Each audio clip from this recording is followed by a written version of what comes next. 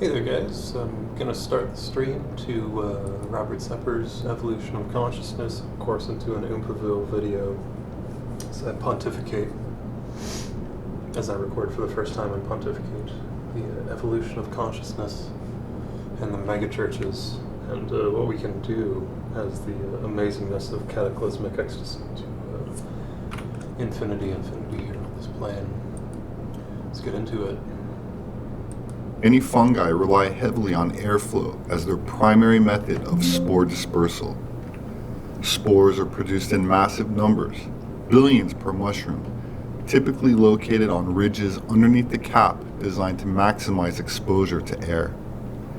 Many mushrooms don't just passively wait for wind, they actively shoot spores into moving air, where the wind current can disseminate the spore for great distances. Even gentle air currents can carry them hundreds of feet to many miles away.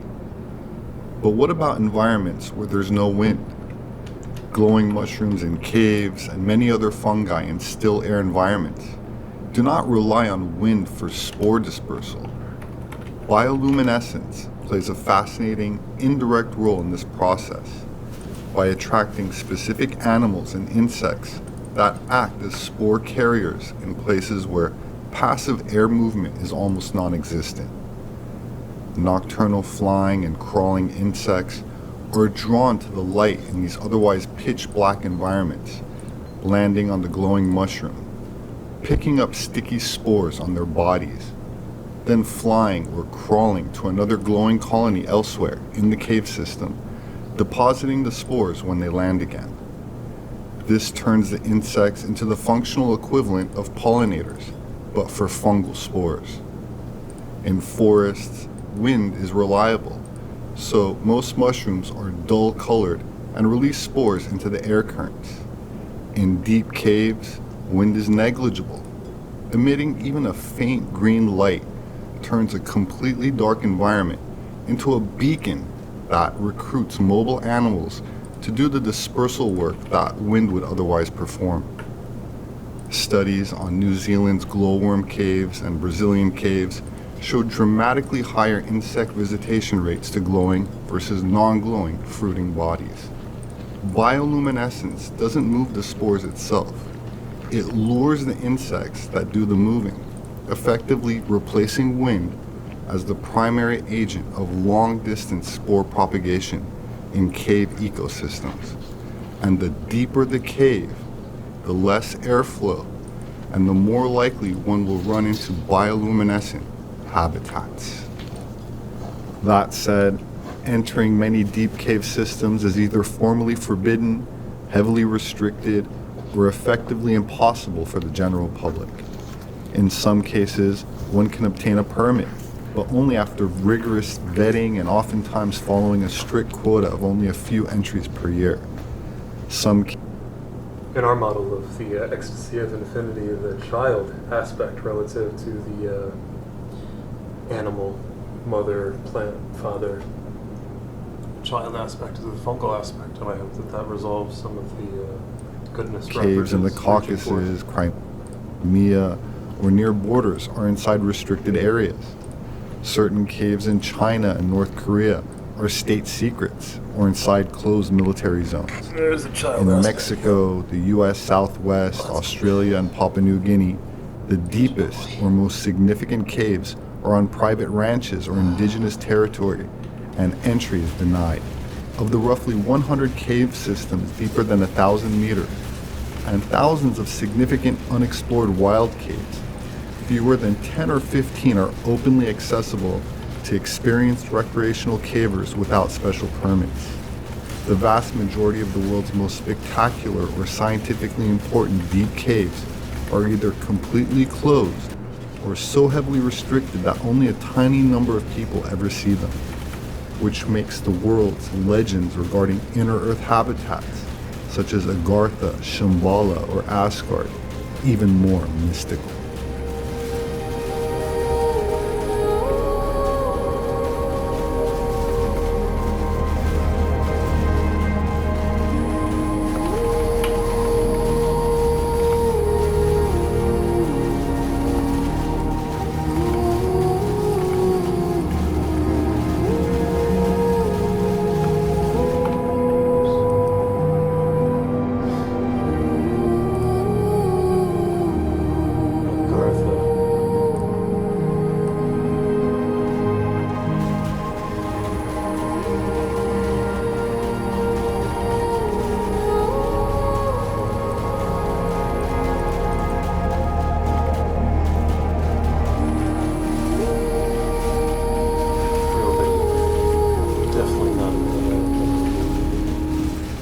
numerous cultures worldwide have ancient traditions describing literal, physical, underground kingdoms, or advanced civilizations dwelling in vast, inhabited cavern systems beneath the Earth's surface, often portrayed as real places, accessible via hidden entrances rather than purely symbolic or spiritual realms.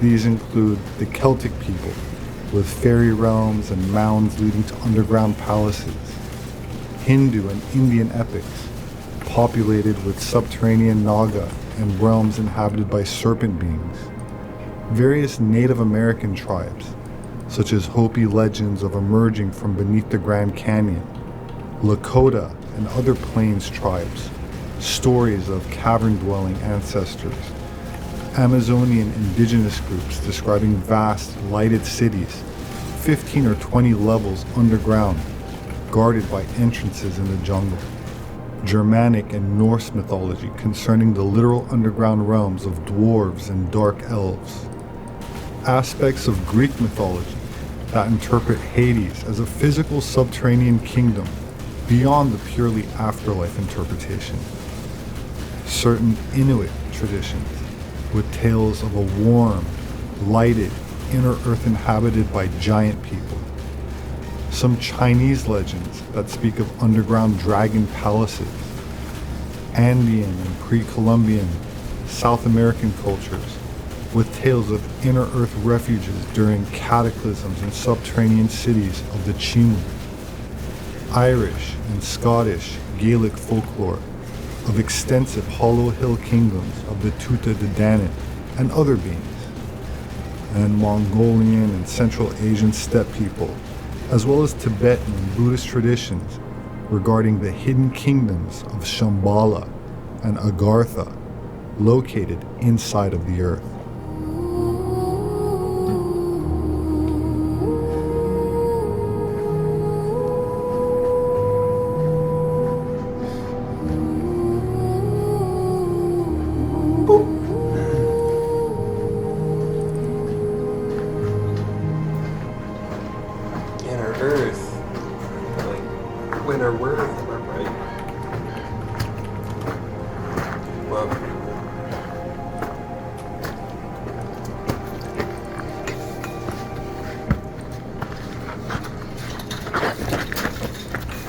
Published in 1871, one of the most influential occult books that explicitly postulates detailed parallels between the inner earth, or inhabited subterranean worlds, and inner spiritual, or astral realms, is called Vril, The Power of the Coming Race, by Edward Buehler Lytton.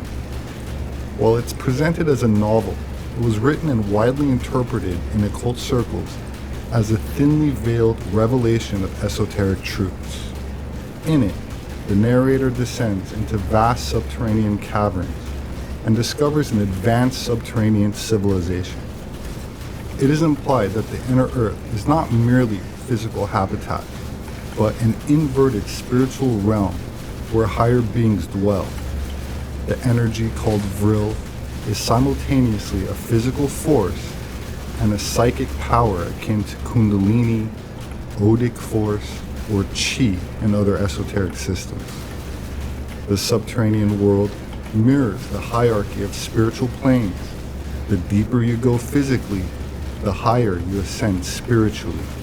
In the book, the Vrilia civilization, or inner earth dwellers, represent an earlier branch of humanity that retreated inward, both geographically and spiritually, and achieved godlike powers.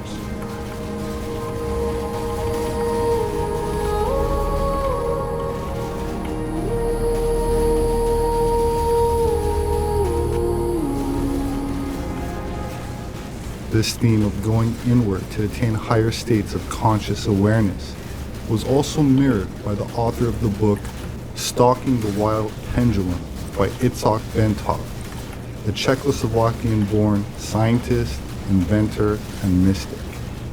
That said, I'd like to play a short clip of an interview with Mr. Bentov from 1978 regarding the evolution of consciousness. What is it that is evolving? And You talked about the nervous system involved, right? But is there something else that is involved that is able to be sensitive to this higher level of reality? We have this notion of the soul.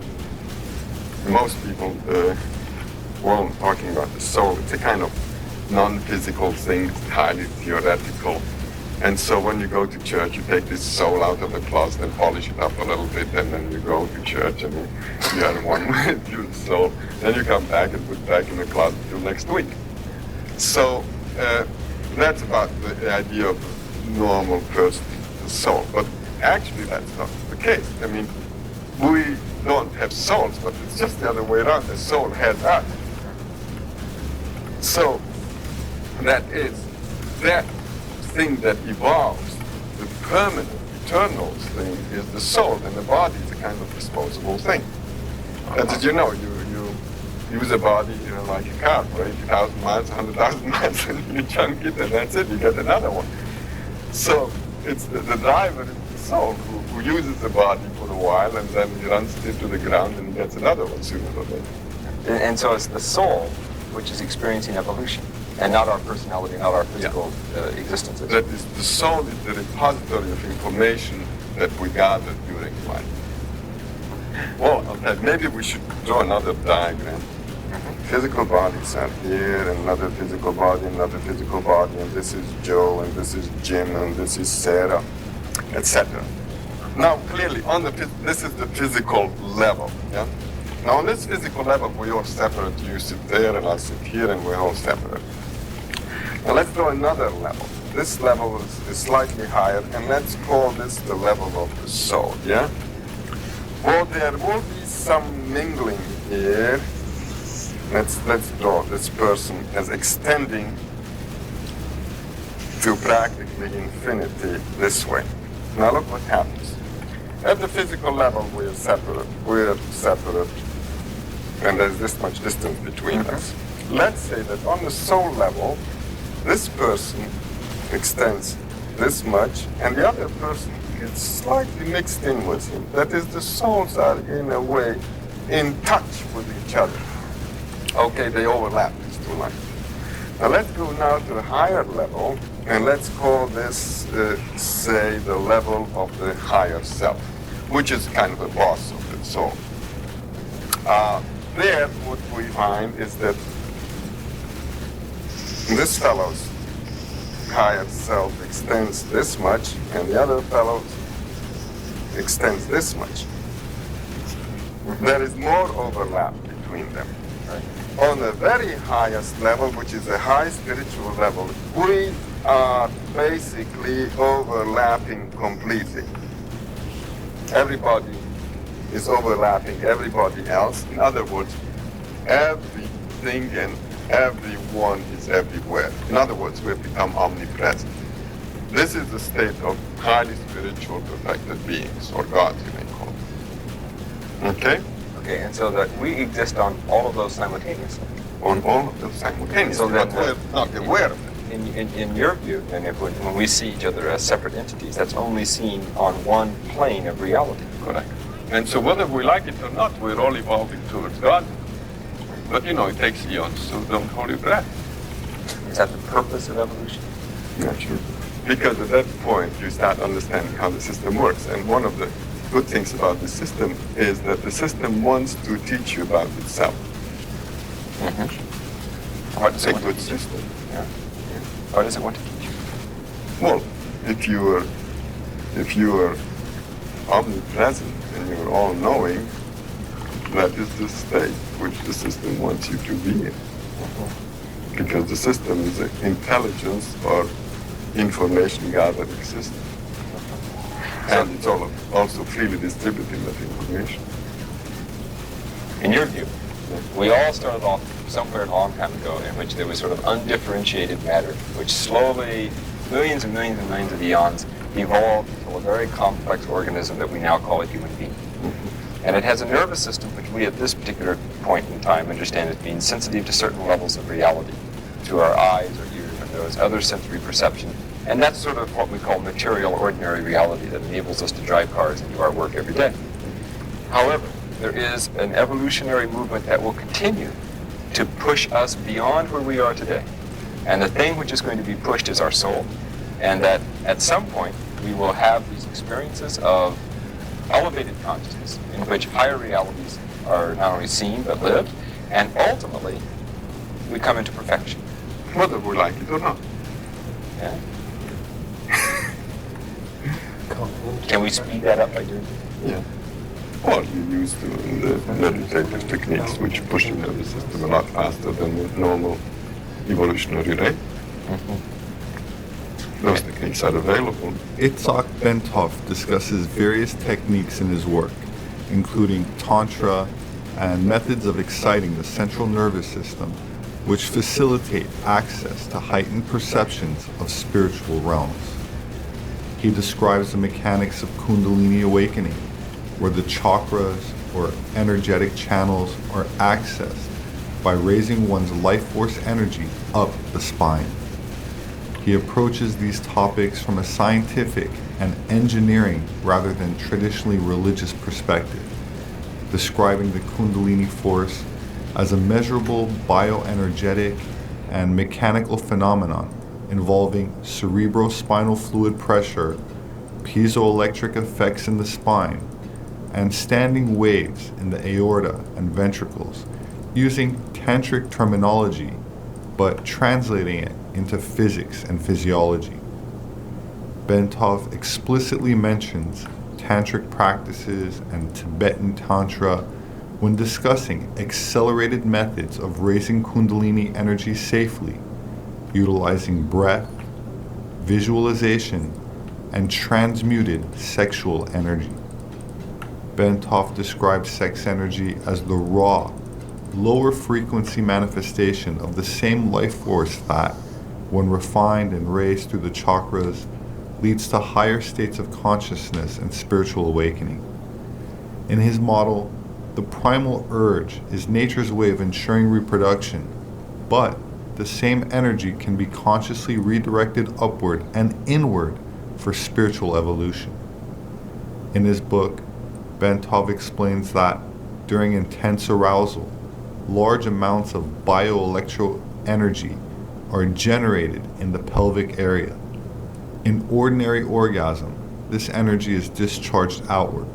However, in advanced meditative or tantric practices, this energy can be circulated upward, eventually reaching the brain or pineal and pituitary glands, opening higher centers of awareness. Bentov humorously noted that orgasm is a brief glimpse of samadhi, or cosmic consciousness, a momentary dissolution of the ego, which is why people chase it. He called it nature's bait to make us interested in the far greater potential of the same energy when it is raised consciously. Bentov stresses that the goal is not celibacy or repression, which he considered unhealthy and likely to cause psychological problems, but conscious transmutation. The sexual drive is natural and powerful.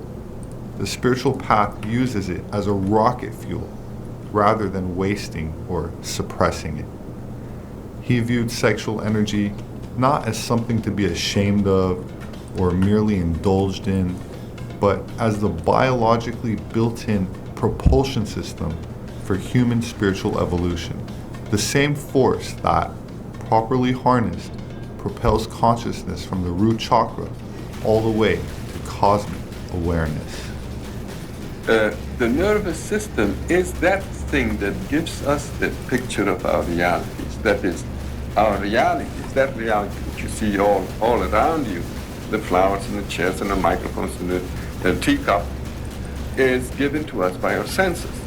We don't see light which is beyond UV and beyond infrared. We hear only a limited scale of vibrations, like for instance, we hear anywhere from 52 to 20,000 maximum. In other words, all our senses are limited. So, with these limited senses, we naturally are seeing through a very narrow kind of tube or very narrow slit in the total reality there is. Now, as you're revolving, what happens is that slit opens up more and more and more. So you see more and more of that reality, and we assume that we see different realities. They're not very different realities, but rather a very extended, broad view of one very large reality. The senses are an extension of our nervous system. Our eyes, our ears, etc., are an extension of our brain. So to speak. Okay, so now, before you were talking about the people who were the mutants, either being in the mental hospitals or being geniuses. These are people who have expanded perception, and hence they can see a reality which ordinary people at this stage of evolution are not able to see. What is the nature of that reality which they're able to see? Well, that is classified as a non-physical reality sometimes. We can take an example, say, well, let's take a simple example. The family sitting at the dinner table, and say there's a kid, maybe 15 years old, 16 years old, and he looks up and suddenly he says to his mother, "Hey, Mom, look at there's our dead grandmother is standing in the corner." Mother looks around and says, "No, there's no grandmother there." And she says, "Well, kiddo, there's something wrong with you. You need help. You're crazy." So you're crazy. So she takes him up to the friendly neighborhood psychiatrist, and same thing happens. Psychiatrist will ask him, "Well, kiddo, what do you see?" "Oh, he'll see, well, don't you see Doctor over there in the corner? Don't you see this person standing there?" Well, psychiatrist turns around, "No, there's no such thing." Well, and then psychiatrist says, "Oh, young fella, you're in troubles," and then he writes out a little prescription for Thorazine or electroshock or whatever, and pretty soon, in a matter of 2 weeks, kid is back in shape, very normal. No longer sees the No longer sees anything. Yeah. So the process has been reversed. This is called a psychotic episode or acute schizophrenic break or whatever it is. And what you would say is that there's a good chance that that kid is seen. Very good chance that the kid has a spontaneous opening of his senses. So that the evolution has been rushed up, or hurried up? Yeah. Now, this actually happens. There are techniques to do this, but the Eastern people, the yogis, have developed systems to do this, to push the nervous system rapidly. But it happens very often, spontaneously, without someone trying to do anything about it, and just happens. And then, naturally, in the olden days, these kinds of things used to be called miracles. And nowadays, no more miracles. Well, let's take this. That's interesting, isn't it? Because you think of, what you call the spontaneous opening of expanded awareness. Correct. Right? I mean, that's sort of a lot of words to say something. But in an earlier time, it was called a miraculous occurrence. Yeah. Elevated consciousness. A time of great revelation of God speaking to. Itzhak Bentov died on May 25, 1979, as a passenger on American Airlines Flight 191, which crashed shortly after takeoff from Chicago. He was 55 years old and was traveling to present his research on science and mysticism to Japanese scientists in California. His theories on consciousness as vibrational, holographic phenomenon, that everything in the universe vibrates, creating interconnected realities where mind transcends physical limits, caught the attention of U.S. intelligence agencies, profoundly influencing their classified programs on altered states, remote viewing, and human potential during the Cold War era. Bentov's ideas provided a scientific framework for exploring phenomena like out-of-body experiences, astral projection, and non-local consciousness, which the CIA investigated as potential tools for espionage and psychological operations. Bentov's model posited that consciousness isn't brain-bound, but holographic. Each part contains the whole universe, allowing for each consciousness to have glimpses of non-physical realms. Declassified files substantiate the CIA's serious investment of tens of millions into programs like the Gateway Process and the Stargate project. Bentoff's biomedical model explained how meditation could tune the body like an antenna to access higher dimensions, enabling out-of-body experiences and remote viewing as a mechanism for transcending space-time, and weaponizing psychic abilities for intelligence gathering and mind over matter effects.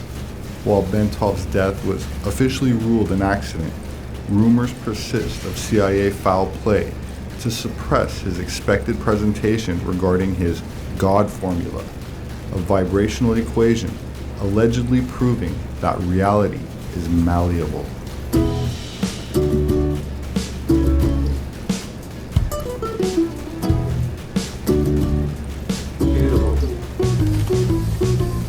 My name is Robert Sepehr. I'm an anthropologist. My published work is available on Amazon and through all other major book outlets. If you'd like to support my work, you can do that through patreon.com. There should be a link in the description. You can also click on the Thanks tab below the video to leave a donation as part of a comment, or if you'd like to ask a question, and I will try my best to reply in a timely manner. I also appreciate any constructive feedback or suggestions on a future video topic, or if you'd just like to share your thoughts with the community. Please remember to subscribe, hit the notification bell, and check back often. Stay safe, and I hope to see you again soon.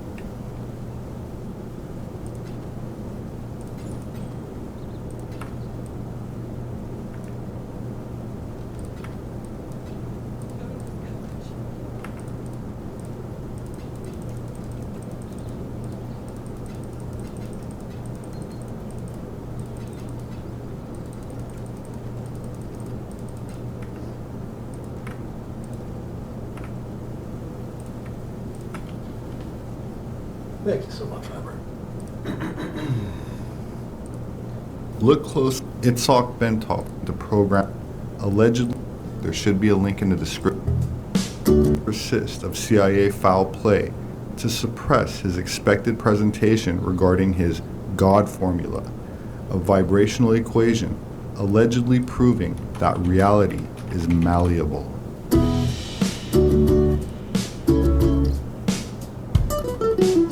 Space-time to access higher dimensions, enabling out-of-body experiences and remote viewing as a mechanism for transcending space-time, and weaponizing psychic abilities for intelligence gathering and mind over matter effects. While Bentoff's death was officially ruled an accident, rumors persist of CIA foul play to suppress his expected presentation regarding his God formula, a vibrational equation allegedly proving that reality is malleable. Thank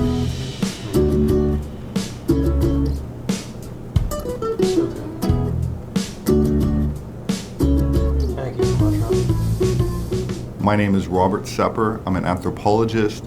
My published work is available on Amazon and through all other major book outlets. If you'd like to support my work, you can do that through patreon.com. There should be a link in the description. You can also click on the Thanks tab below the video to leave a donation as part of a comment, or if you'd like to ask a question, and I will try my best to reply in a timely manner. I also appreciate any constructive feedback or suggestions on a future video topic, or if you'd just like to share your thoughts with the community. Please remember to subscribe, hit the notification bell, and check back often. Stay safe, and I hope to see you again soon.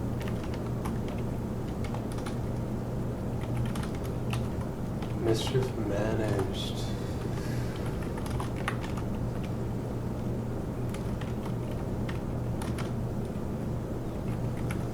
All right, OompaVille, you're up.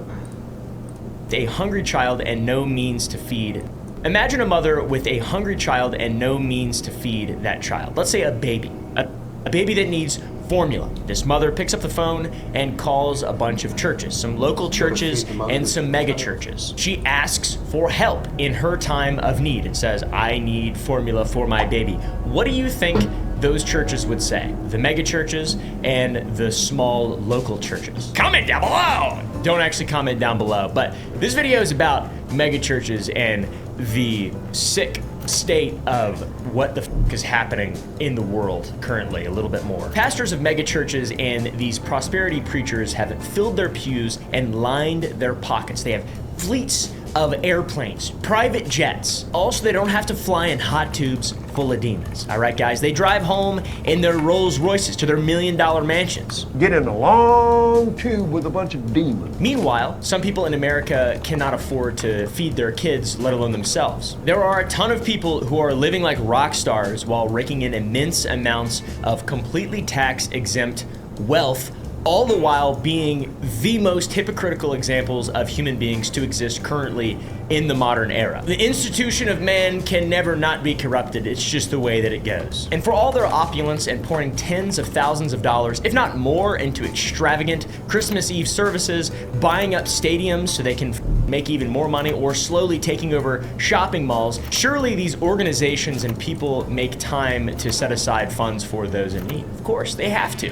Right? That's the whole thing. That's like the whole idea, I believe. I didn't grow up in a church, so I don't know. So why are we talking about this today? There's been plenty of videos on megachurch pastors, but recently a TikTok series has been blowing up, which is a series that tests the charitable work of religious institutions like megachurches. And it's unbelievable, dude. It's impossible to ignore. Nicole Monroe, a veteran and drug addiction counselor, has been calling religious ministries from varying religions with a simple request. Will they help provide baby formula for a hungry infant? The results of this test have created quite a chasm between the religious rhetoric that is preached within the walls of these institutions and the reality that extends far beyond one simple viral TikTok series. So I'm calling your church to test to see if they would help feed a starving baby. And right now I'm calling Cathedral of the Rockies in Boise, Idaho. So let's see if they would help feed a starving baby. Of 42 churches, mosques, and temples contacted, only 9 offered immediate help. That's a 21% success rate, or 1 in 5. Unsurprisingly, some of the largest churches said that approval could take weeks, while a smaller church might offer assistance immediately, which is like, you know, the whole idea of going to your neighbor for sugar or whatever. And this very public test on TikTok is just more evidence of the systematic corruption and contradiction inside houses of worship, regardless of religion, that many have begun to perceive over the last 20, 30 years, whatever. It's been around for quite a long time. And now American megachurches are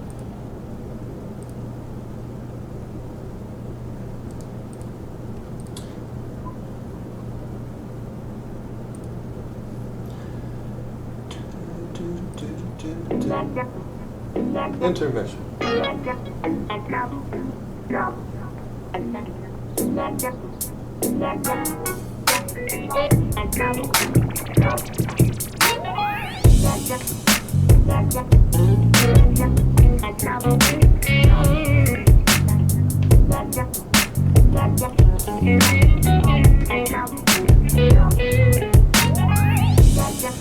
I've been gone for a long time.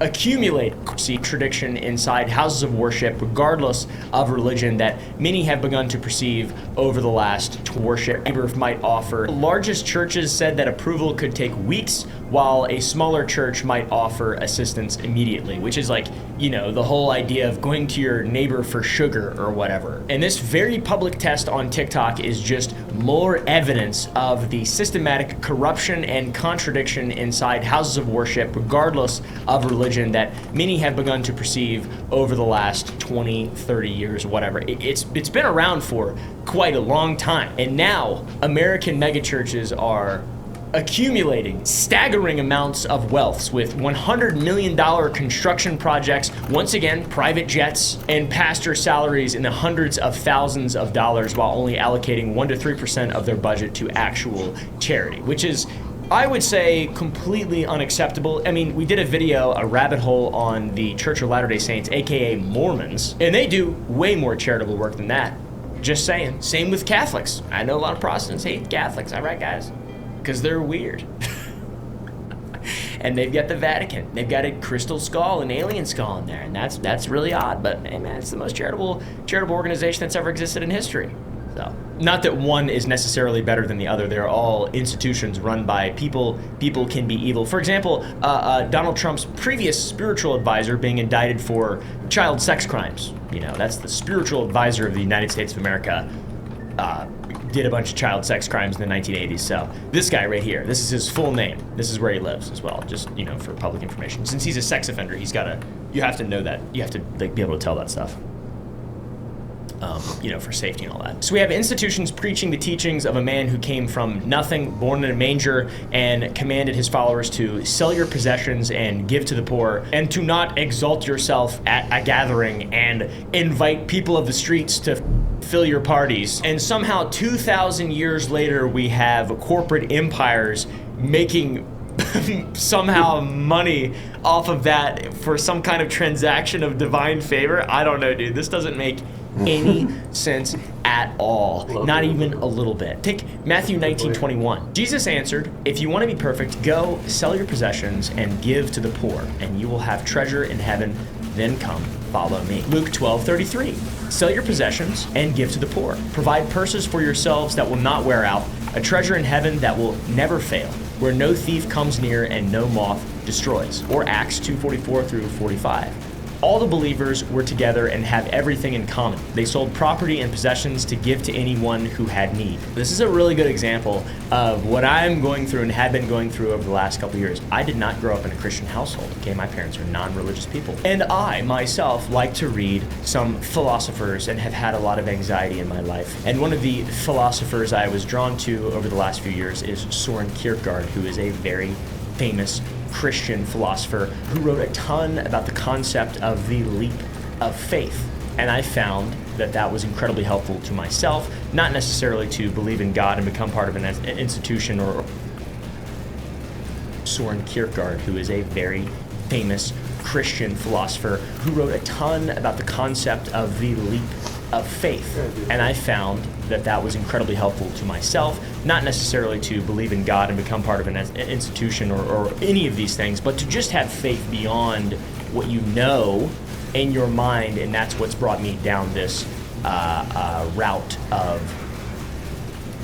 believing. I apologize for any vitriol, by the way. I do not like the government. I like to talk shit about the government, and to me this is just an extension of the government. It's the same level of corruption, the same just, you know, you take this beautiful ideal and this ability for people to work together and work in unity, and then you have people bastardizing it and ruining it and it over, and then there's nothing anybody can do about it. In spite of my vitriol towards American prosperity gospel, it is no longer just restricted to the American empire. It has been exported globally. There are megachurches everywhere that have been created that dwarf the American counterparts. Take, for example, the $300 million replica of the original Temple of Solomon that was constructed with 10,000 seats in Sao Paulo, Brazil for $300 million. I said that twice. That's a lot of money. In South Korea, the world's largest megachurch is the Yoido Full Gospel Church. It has multiple campuses, with its main campus alone being 12,000 seats. The church sees anywhere from 150,000 to 200,000 attendees across all locations in 7 Sunday services,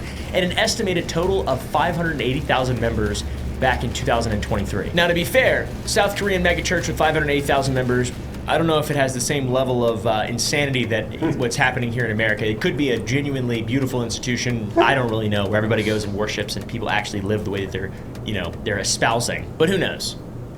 I don't speak Korean. If you're Korean and you know more, comment down below. Regardless, tax-exempt religious organizations wield an enormous amount of spiritual and now, in the modern times, financial influence globally. Some of these institutions have chosen to prioritize wealth accumulation above all else, choosing spectacle over service and self-enrichment over the betterment of community, which goes explicitly against the teachings that they claim to follow. People say that there's no contradictions in the Bible. There are definitely lots of contradictions in the Bible, but this one is a very obvious contradiction. The works of man are so dumb. It's insane, bro. I just feel bad for a lot of these people, man. Getting lied to. Have you ever seen righteous gemstones? Good afternoon, Jesus. Thank you for letting me be born into this world as a gemstone. It's pretty realistic. These hypocritical elements within the church are what Callie Monroe discovered upon beginning her TikTok series. Her strategy was to call churches to try and speak with someone, and she claimed to be a local desperate mother of a 2-month-old baby that hadn't eaten because she'd run out of formula. Hey, I was wanting to see if y'all could help with a small can of baby formula. I have a 2-month-old and she's been out since last night, so she's gone all night and all day without anything to eat. We don't have any formula around, darling. I'm sorry. And it's a pretty modest request. A single small can worth $15, $20. If you're a church that seeks to help your community, it should be something that's a no-brainer, very easy to empathize with, and of course you'll assist a hungry baby. Could that be something you all could get and I could just pick it up? Alright, I think I see the arc of this. I'm gonna pause the recording here on the thesis of what Robert was saying about the fungal kingdom being a good essence, a good aspect, a good fruit of the natural world for the raising of the Reiki, the chakra, the prana, the Ville, the chi, the tantra. This resolve of the second video's thesis is I practice Allism, which in the light of Roman Catholicism meaning universalism, is just taking off the prefix universe and just meriting the activity of Allism. Thank you for tuning in to Robert Sepehr. I always love watching this stuff. This has been Absolute Answer, Epica Recipe, A4A, just tuning into some good stuff. Ciao, ciao.